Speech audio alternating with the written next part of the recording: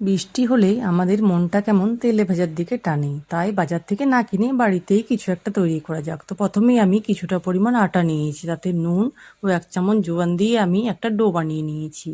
তারপর একটা অন্য বাটিতে আমি 1/2 কাপ ময়দা নিয়েছি, তাতে নুন, 1 চামচ চিলি ফ্লেক্স, 1 চামচ সাদা তিল দিয়ে আমি অল্প অল্প জল দিয়ে একটা মিডিয়াম ঘনত্বের ব্যাটার বানিয়ে নেব।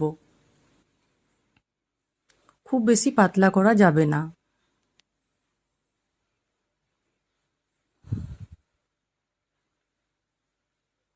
এবার আমি 3 থেকে 4টে মিডিয়াম সাইজের আলু সেদ্ধ করা আমি ম্যাশ করে নিয়েছি। তারপর ওতে আন্দাজ মতো নুন, 1 চামচ চিলি ফ্লেক্স ও অল্প গরম মশলা ও কুচনো কারি পাতা দিয়ে আমি খুব ভালোভাবে মাখিয়ে নেব।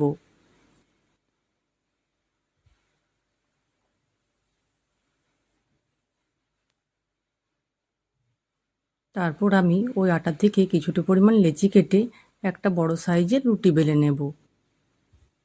তারপর ওই রুটির মধ্যে আমি আলুর মশলাটা এভাবে লাগিয়ে দেব। পুরোটাই লাগানো হয়ে গেলে আমি এভাবে রোলের আকারে মুড়িয়ে নেব। তারপর হাতের সাহায্যে এইভাবে আমি একটু পাতলা করে ছুরির সাহায্যে আমি মাঝ বরাবর কেটে নেব। তারপর আবার ওকে সরু সরু করে আমি এইভাবে কেটে নেব। সবগুলোই কাটা হয়ে যাবে। তারপর আমি হাতের সাহায্যে একটু চাপা দিয়ে গোল গোল করে নেব।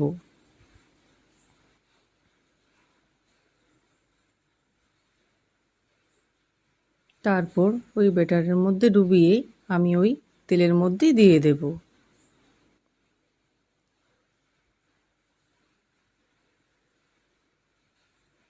মিডিয়াম আঁচে আমি এইভাবে উল্টো পাল্টা করে খুব ভালোভাবে ভেজে নেব। ভাজা হয়ে গেলেই তৈরি হয়ে যাবে আমার দারুণ মজাদার রেসিপি।